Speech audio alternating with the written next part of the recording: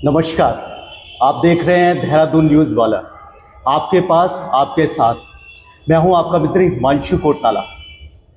एक कोटद्वार की घटना जिसने कि अपने गलियों से लेकर आज संसद तक में अपनी गूंज मचा दी है।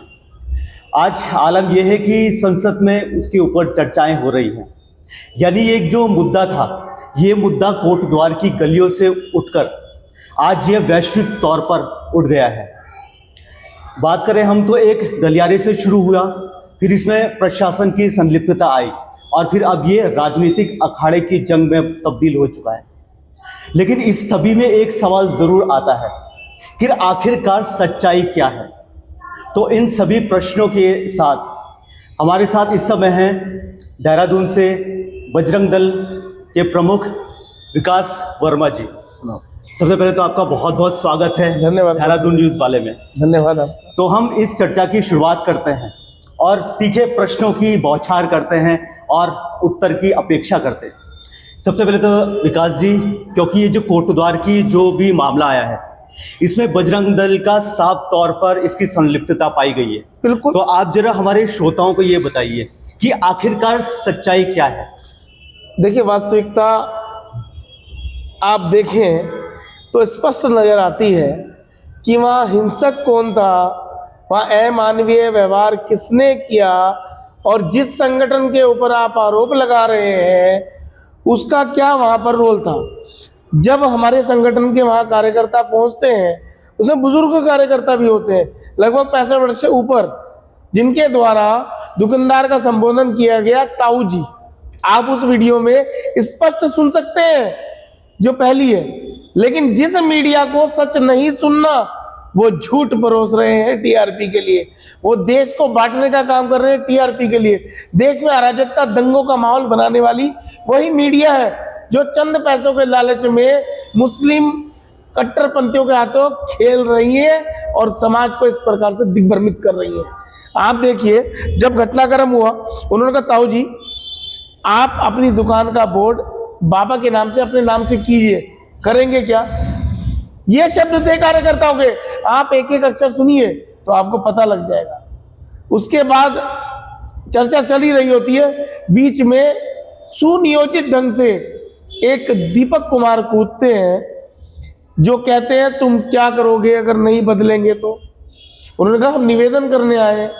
निवेदन करोगे? तुम कौन हो? तुम गुंडे हो।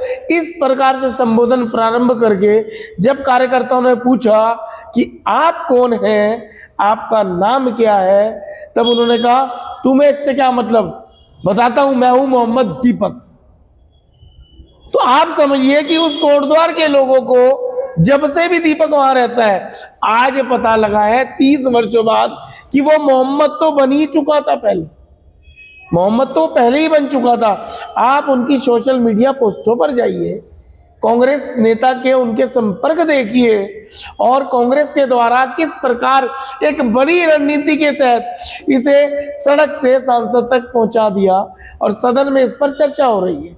क्यों? क्योंकि इलेक्शन आने वाले हैं। गिद्ध रूपी ये राजनेता अपना हित साधने के लिए कुछ भी करेंगे।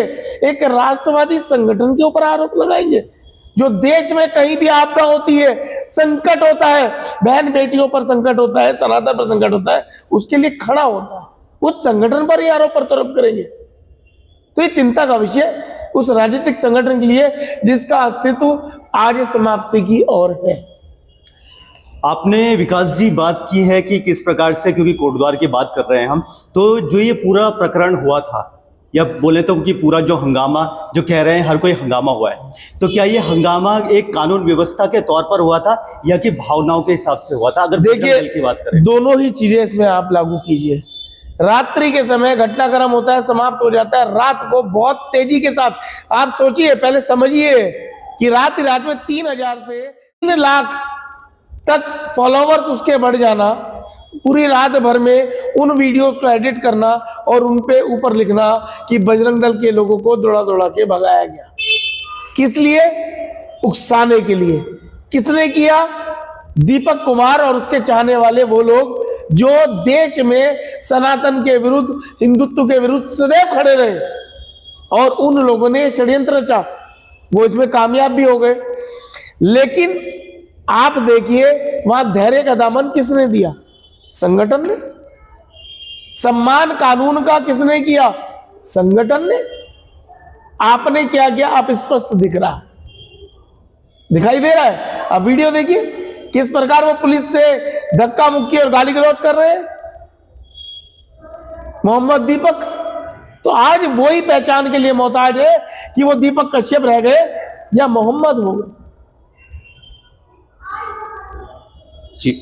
अगला मैटर ये आता है कि विकास जी, जैसे कि ये पूरा जो प्रकरण हुआ है, तो इसमें कोई पहले कानून को आप सभी ने या संगठन ने अवगत करवाया था, कोई एफआईआर वगैरह करवाई थी, या कि यहाँ से, क्योंकि जिस हिसाब से घटना आई है कि बजरंग दल के कार्यकर्ता देहरादून से हरिद्वार से कोटद्वार पहुंचे और जो विपक्ष बोल लिया जाए या XYZ, उन्होंने आरोप भी लगाए हैं कि ऐसे करके गुंडागर्दी की गई है। तो आप थोड़ा ये बताइए, इस प्रकरण में क्या पुलिस की कुछ संलिप्तता पाई गई, एफआईआर किया है? देखिए, पुलिस को विधिवत सूचना थी कि भाई बजरंग दल की बैठक सिद्धबली में है और वहां पर उनके प्रसाद की व्यवस्था भी है, और यहाँ से कुछ जिम्मेदार लोग वहां जाएंगे और बजरंग दल की बैठक करेंगे और प्रेस कॉन्फ्रेंस के माध्यम से संभवतः इस विषय का पटापेक्ष करेंगे कि वास्तव में ये विषय हुआ क्या।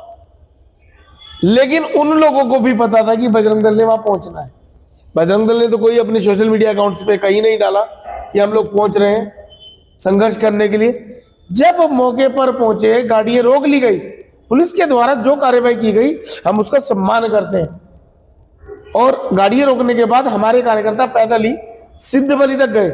लेकिन जब दूसरे कार्यकर्ताओं ने बताया कि वो लोग विरोध के लिए, संघर्ष के लिए खड़े हुए हैं, और वो लोग लाठी, डंडे, सरिये, रोड लेकर, यहां तक कि हमको यह भी पता लगा है कि मोहम्मद दीपक के जिम के अंदर देसी तमंचों से और लाइसेंस रिवॉल्वर के साथ भी उनके साथ सहयोगी थे। पुलिस जांच करे, उस दिन के वीडियो फुटेज खंगाले कि रॉड किसके हाथ में थी, देसी तमंचा किसके हाथ में था, जिम के अंदर शस्त्र कहां से आ गए, और 3 बजे या 2:30 बजे जो समय था वो जिम का नहीं था। तो वो संघर्ष की नीयत से आए थे, और मुझे तो लगता है कांग्रेस ने यह भी आदेश दे रखा था कि एक आधे बजरंग दल के कार्यकर्ता की हत्या कर दो, क्योंकि उन्हें एक नेता तैयार करना है। और कपिल सिब्बल जैसे बहुत वकील उनके पास हैं जो सनातन धर्म के विरुद्ध या सनातनियों के विरुद्ध जो भी कार्य करते हैं, उनको वो जस्टिफाई करके न्यायालय में झूठे साक्ष्य प्रस्तुत कर बेगुनाह साबित कर देते हैं। तो आप ये देखिए, ये षड्यंत्र तो बेसिकली रचा ही उनका गया था। बजरंग दल तो एक मोहरा समझकर उन्होंने उपयोग करने का प्रयास किया, लेकिन उन्हें यह नहीं पता था यह प्रदेश यशस्वी मुख्यमंत्री धामी सरकार के हाथ में है। यहां पर तुम्हारी कोई भी इस प्रकार की घिनौनी कंट्रोवर्सी नहीं चलेगी, जो यहां के डेमोग्राफी बदलाव के लिए जिम्मेदारी पैदा करने वाले ये वो लोग हैं। विकास जी, देखिए आपने बहुत बड़ी बात की है हमारी अभी सोशल मीडिया से मन से कि वहां पर इस प्रकार के हथियार पाए गए। हो सकता है शायद आपका विरोध भी शुरू हो जाए अब यहाँ से। तो विकास जी, हमारा वैसे अगला प्रश्न यही था कि किसी प्रकार का जब कार्यकर्ता वहां पर गए तो कुछ किस प्रकार की अभद्रता वहां से की गई या नहीं की गई, वो आपने बता दिया।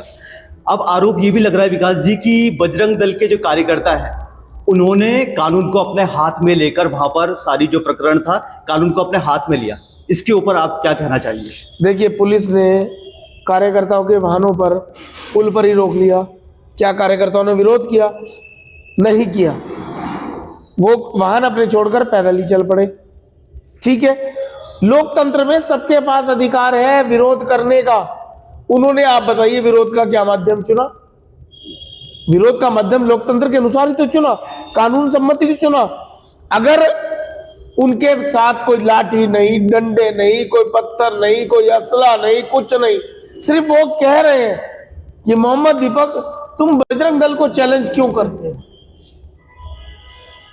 सिर्फ यही उनका प्रश्न था, और तुमने चैलेंज किया है तो बजरंग दल आ गया। अब बताओ क्या चाहते हो? और मैं कहता हूं कि अगर वहां कानून व्यवस्था मजबूत ना होती, पुलिस मौके पर ना होती, तो उनकी नियत 1-2 कार्यकर्ताओं की हत्या करना ही था।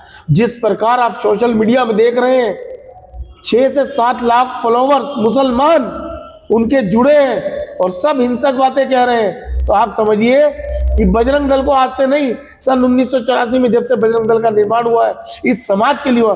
बजरंग दल एक संगठन नहीं है, एक जीता जागता वह स्वरूप है जो हिंदू मान बिंदुओं के लिए संघर्ष करता है।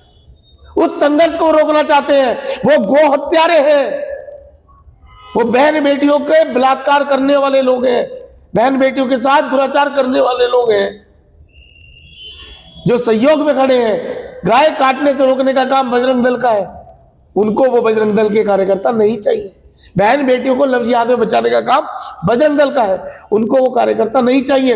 तो उन्होंने दीपक को भी मोहरा ही बनाया और दीपक मोहरा अच्छे से बन गए, क्योंकि उनको राजनीतिक अपना प्लेटफॉर्म तैयार करना था। और कोट द्वार के डैमों की बदलाव आप देख रहे हैं कि लकड़ी पड़ाव और नदी के आसपास की सारी भूमि को अवैध कब्जा कर, और लकड़ी पड़ाव एक ऐसा क्षेत्र है जहां पर प्रशासन और पुलिस की हिम्मत नहीं है उस क्षेत्र में चले जाए। हिंसक गतिविधि करने वाले, अवैध रूप से रहने वाले लोग वहां रहते हैं, जो कोई भी क्राइम करके वहां से निकल जाएंगे, उनका कोई आइडेंटिटी इस देश का नहीं है। यानी कि बांग्लादेश और रोहिंग्या तक बस चुके हैं और उनको बचाने वाले कांग्रेस वाले। तो अब उनका जनाधार बढ़ा रहे हैं। आप देखिए, बाहर से, अन्य उत्तर प्रदेश से महिलाएं यहां प्रसव कर रही हैं, बच्चों को जन्म दे रही हैं और उनका आधार यहां का बन रहा है। एक सुनियोजित षड्यंत्र ही तो है। उस सुनियोजित षड्यंत्र का ये हिस्सा एक छोटा सा मात्र था, जिसको बहुत बड़े पैमाने पर कांग्रेस ने और अन्य उन सभी दलों ने उठाने का प्रयास किया, लेकिन उनका सबका सरगना कांग्रेस थी, जो सदैव से इसी कार्य में लिप्त रही है। और ये भी उसके ताबूत की अंतिम कील के माध्यम से ठुक गया। विकास जी, अक्सर बजरंग दल संगठन के ऊपर आरोप लगते हैं या तर्क कसे जाते हैं कि आपका इस्तेमाल किया जा रहा है, यानी संगठन का इस्तेमाल किया जा रहा है भारतीय जनता पार्टी द्वारा। तो आप इस विषय में क्या कहना चाहेंगे? देखिए, हिंदू समाज की चिंता करने वाला मुझे तो लगता है स्पष्ट रूप से कोई भी नहीं है। आप राजनीतिक संगठनों की बात करें तो वहां सेकुलरिज्म का चोला ओढ़कर बैठे हुए राजनीतिक बैठे हैं, जो बहुत ही कम बोलते हैं। आप देखिए, 70 विधायकों ने किसने हिंदू की बात करी? इक्का दुक्का 1-2 विधायकों ने मुखर होकर उस विषय पर बोला, चाहे उसमें विनोद चमोली रहे हो या और अन्य रहे हो, वरना बाकी सब मौन है।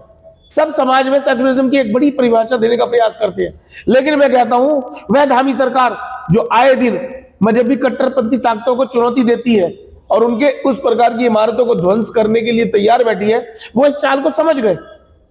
अगर वह सेकुलरिज्म के इस घिनौने चोले को ओढ़ने का प्रयास करते तो संभवतः यह विषय और बढ़ जाता। लेकिन मुझे लगता है कानून की सही परिभाषा, सही आकलन उनके द्वारा कराया गया और ऐसे विरोधियों को चोट दी गई जो इस विषय को बहुत विशाल रूप देकर अपना 2027 का प्लेटफॉर्म बनाना चाहते थे। और रही बजरंग दल की बात, आप बताइए वहां बजरंग दल के किस कार्यकर्ता ने हिंसा की? जिस प्रकार एक नैरेटिव उस पश्चिमी मीडिया द्वारा बनाया जा रहा है कि बजरंग दल ने ऐसा कर दिया, क्या किया? उससे पहले तो बहुत कुछ बजरंग दल कर चुका है। गोरक्षा के लिए बड़े बड़े आंदोलन किए हैं, संघर्ष की नौबत हुई और संघर्ष हुआ भी। यहां तो कोई इस प्रकार का संघर्ष नहीं हुआ, शारीरिक कोई युद्ध नहीं हुआ, कोई लाठी डंडों से लैस कोई कार्यकर्ता नहीं। आप कैसा नैरेटिव चला रहे हैं? तो ये बिल्कुल स्पष्ट दिखाई देता है ये राजनीति से प्रेरित विषय था, और जिसमें राजनीति में तैयार करने के लिए, क्योंकि मुस्लिम बाहुल्य वो क्षेत्र धीरे धीरे होता जा रहा है, तो चेयरमैन की उन्होंने अभी से बिना इलेक्शन की घोषणा कर दी कि मोहम्मद दीपक चेयरमैन होंगे। अजीत अंजुम, रवीश कुमार, ये वो घिनौने पत्रकार हैं जो परजीवी हैं, लाशों पर भी राजनीति करते हैं। वास्तव में ये पत्रकार नहीं है, ये राजनीतिक उन लोगों के द्वारा करते हैं जो लोग विरोध में हैं सनातन के, सत्ता के, जो आज नहीं है सत्ता के, वो ललचा रखे हैं इस समय। तो कहीं ना कहीं ये चिंता का विषय उनके लिए भी कि उनका ये प्लेटफॉर्म उनके हाथ से खिसक गया। विकास जी, जैसे आप विकास जी, जैसे आप बजरंग दल के संगठन में एक प्रतिष्ठित नाम है, तो आप क्या क्योंकि कोटद्वार में देखिए हिंसा अभी चल रही है, वहाँ पर इस प्रकार के बाहर से भी सुनने में आया है कि बाहर के प्रदेश के लोग भी पहुँच रहे हैं, तो आप कैसे आग्रह करेंगे कोटद्वार की जनता से भी और बाहर की जनता से भी शांति बनाने के लिए? देखिए, मेरा तो आपके चैनल के माध्यम से सिर्फ निवेदन एकमात्र है कि जो मोहम्मद दीपक हैं, 30 वर्ष बाद लोगों को पता लगा कि वो मोहम्मद बन चुके हैं। कन्वर्जन तो उनका पुराना ही हो चुका। जिस प्रकार की उनकी सोशल मीडिया पोस्टें लोगों को देखने को प्रतीत हो रही हैं, भगवान हनुमान के ऊपर आरोप लगाना, और अब वो लगातार निरंतर मंदिर जाकर अपने आप को हिंदुत्व के प्रति स्नेही दिखाने का प्रयास कर रहे हैं। अगर उनके मन में वास्तव में इसी प्रकार का एक ऊहापोह चल रही है, तो वह अपना मोहम्मद नाम त्यागे और वह सेकुलरिज्म। देखिए, अगर वास्तव में बजरंग दल के कार्यकर्ता कुछ गलत कर रहे थे तो उन्हें मोहम्मद लगाने की आवश्यकता अपने नाम के आगे नहीं थी। वह दीपक बनकर भी उस काम को कर सकते थे। मोहम्मद दीपक लगाने का मतलब क्या है कि कोटद्वार में बढ़ते मुस्लिम जनाधार को एकत्रीकरण करना और उसे वोट बैंक में तब्दील करना, विषय सिर्फ यही था। और अगर वास्तव में मोहम्मद दीपक चाहते हैं कि इस प्रकार अशांति ना हो, जो अब अशांति किसके द्वारा फैलाई जा रही है, उनसे मिलने जाने वाला प्रत्येक व्यक्ति अशांति फैलाने की चाह में जा रहा है। वो चाहता है कोटद्वार में दंगे हो जाए। क्या वहां पे लोकल नागरिक नहीं है क्या भाई? वहां के स्थानीय लोग नहीं है क्या जो विरोध कर रहे हैं उस चीज का कि हाँ ये अब गलत हो रहा है? तो उन्होंने स्पष्ट कह दिया, लोकल लोगों ने, वहां के स्थानीय नागरिकों ने, कि हम किसी प्रकार की राजनीति को जन्म नहीं देंगे। तो दीपक को आगे आना चाहिए और मोहम्मद अपना नाम को तिलांजलि देते हुए घर वापसी करें, हिंदुत्व में सम्मान के साथ प्रवेश करें। हम साथ बैठकर हनुमान चालीसा करेंगे। हमारा कोई दीपक से विरोध नहीं है, हमारा विरोध है मोहम्मद दीपक से, जो एक ऐसी परिभाषा देने का प्रयास करते हैं। जब लव जिहाद का मामला हुआ, लकड़ी पड़ाव का उस्मान हमारी हिंदू बेटी के साथ गलत नियत से उसने छेड़ाछाड़ी की और तब मोहम्मद दीपक कहीं नजर नहीं आए। या आज से पहले कश्मीर पुलवामा के लिए भी उनकी कई टिप्पणियां इतनी अशोभनीय हैं कि जो मुझे बोलते हुए भी लज्जा आ रही है। तो इस प्रकार मोहम्मद दीपक को सिर्फ एक तरफा रहकर यही कार्य करना था। तो स्पष्ट नजर आता है वो कांग्रेस के एक राजनीतिक इम्प्लांट किए गए मोहरे हैं और जो फिट बैठने की जगह अनफिट हो गए। अब उन्हीं के लिए अपना अस्तित्व बचाने का संकट आ गया। तो वे घर वापसी करें, सह सम्मान उनकी घर वापसी बजरंग दल ही करा लेगा और साथ में हम साथ बैठकर हनुमान चालीसा पढ़े। हमें कोई विरोध दीपक का नहीं है, हमारा विरोध सिर्फ मोहम्मद दीपक से। जी विकास जी, अगर भविष्य में इस प्रकार का मामला फिर से आता है तो बजरंग दल की किस प्रकार की प्रतिक्रिया रहेगी उसमें, और क्या आपका जो प्रक्रिया रहेगी वो किस प्रकार से रहेगी? देखिए, बजरंग दल का जन्म संघर्षों में हुआ है। सन 1984 में जब बजरंग दल का जन्म हुआ तो राम मंदिर आंदोलन के लिए जब सनातन विरोधी सरकारों ने, राम मंदिर विरोधी सरकारों ने हाथ खड़े कर दिए थे कि हम इन यात्राओं को सुरक्षा नहीं देंगे, तब देश का हिंदू युवा उठ खड़ा हुआ और वह बजरंग दल बना। बजरंग दल सिर्फ नाम है, जुड़ने वाला तो हिंदू समाज है। आप सिर्फ बजरंग दल को गाली नहीं दे रहे, समस्त हिंदू समाज को गाली दे रहे हैं। वह बजरंग दल जो रक्तदान करता है, वह बजरंग दल जो बहन बेटियों की सुरक्षा के लिए तत्पर रहता है, हिंदू मान बिंदु के तत्पर रहता है, मठ मंदिरों के लिए तत्पर रहता है, वह बजरंग दल जो अपने प्राणों की चिंता नहीं करता, गोरक्षा में अपने आप को निरंतर झोंक के रखता है। आज गाय को रोटी देने वाले और गाय को रोटी के साथ खाने वाले विरोध वहां है, और दीपक मोहम्मद दीपक बने, गाय को रोटी के साथ खाने वाले बने। तो इसलिए विरोध उनका है। वो गाय को रोटी देने वाले बने, सम्मान है, स्वागत है। विकास जी, इस प्रकार की घटना फिर से ना हो, इसके लिए आपका शासन प्रशासन से क्या आग्रह रहेगा? देखिए, हम बताते हैं आपको, कभी भी कोई कहीं भी घटनाक्रम होता है, सबसे पहले हमारी प्राथमिकी पुलिस प्रशासन को दी जाती है, सूचना दी जाती है कि इस प्रकार का घटनाक्रम है। कई मामलों में इक्का दुक्का हो जाती है कई बार पुलिस की कि भाई स्वतः संज्ञान में नहीं लिया या जल्दी संज्ञान में नहीं लिया, तब कार्यकर्ता पहुंच जाते हैं। नहीं तो प्रत्येक मामले में बजरंग दल के द्वारा कानून का सहारा लिया जाता रहा है और आगे और प्रमुखता से लिया जाएगा। हर विषय के लिए पुलिस प्रशासन को पहले उस संदर्भित विषय का जानकारी देंगे और उसके बाद पुलिस के साथ सहयोग करा के करेंगे। लेकिन अगर वो लोग ये सोचते हैं इस करा के करेंगे, लेकिन अगर वो लोग ये सोचते हैं इस प्रकार के नैरेटिव को चलाकर बजरंग दल के कार्यकर्ता को कमजोर कर देंगे, तो नहीं, बजरंग दल सनातन में जन्मा हिंदू युवा है, प्रत्येक में हिंदू युवा है जो देशभक्ति की भावना, धर्म भक्ति के ज्वर से सदैव उज्जवल रहता है, ऊर्जा की भांति चमकता रहता है। तो वह युवा जो है वो एक दो नहीं है, लाखों सैकड़ों करोड़ों की तादाद में है। तो वे सभी बजरंग दल के कार्यकर्ता है।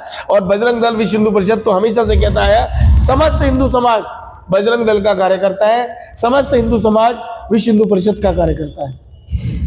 विकास जी, एक अंतिम प्रश्न और ये तीखा प्रश्न होगा, क्या बजरंग दल कानून से ऊपर है? बिल्कुल नहीं। अगर हम कानून का, संविधान का पालन न करते तो आपने वैश्विक स्तर पर भी देखा होगा, शरीयत को मनवाने वाले वो जिहादी कठमुल्ले किस प्रकार सत्ताओं को अस्थिर कर रहे हैं। ईरान में 350 से अधिक मस्जिद मुसलमानों के द्वारा जला दी गई। कैसे? वो तो मुसलमान थे, वो तो उन्हीं मस्जिदों में नमाज पढ़ने जाते थे। क्यों उनका मोह उससे भंग हुआ?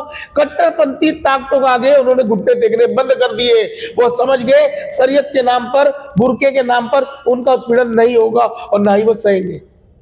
तो इस प्रकार का आप देखिए ना, अगर बजरंग दल हिंसक होता, बजरंग दल हिंसा होता तो इसमें हिंसा का जवाब दिया जाता ना। हिंसा कहीं भी नहीं है, इतनी सी लेश मात्र भी नहीं है। बातों के द्वारा तीर चलाना कोई हिंसा नहीं कही जाती। ये तो एक नैरेटिव चला जा रहा है पश्चिमी मीडिया के द्वारा और अरब देशों के द्वारा पालन पोषण जिन मीडिया का होता है, जो उनके टुकड़ों पर पलती है, उनके द्वारा। वरना आप संदेश बिल्कुल सही आता है। धैर्य, अनुशासन का पालन बजरंग दल ने किया, कानून का सम्मान बजरंग दल ने किया, संविधान का पालन, उसके प्रत्येक बिंदु को संज्ञान में रखकर बजरंग दल ने जो किया, अपने आत्मसम्मान के लिए, अपने स्वाभिमान के लिए, हिंदू समाज के स्वाभिमान के लिए किया। अन्य बाकी कुछ भी नहीं। हिंसा कहीं भी नहीं हुई। हिंसा अगर की गई है, दीपक के द्वारा की गई है, मोहम्मद दीपक के द्वारा ही की गई है।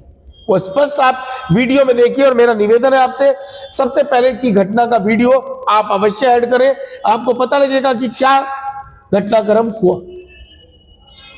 बहुत बहुत धन्यवाद। आप थे हमारे साथ विकास वर्मा जी बजरंग दल से। तो विकास वर्मा जी ने भी किस प्रकार से कहा कि देखिए, हमारी किसी से भी कोई लड़ाई झगड़ा नहीं है, केवल बस एक ये विचारधारा है।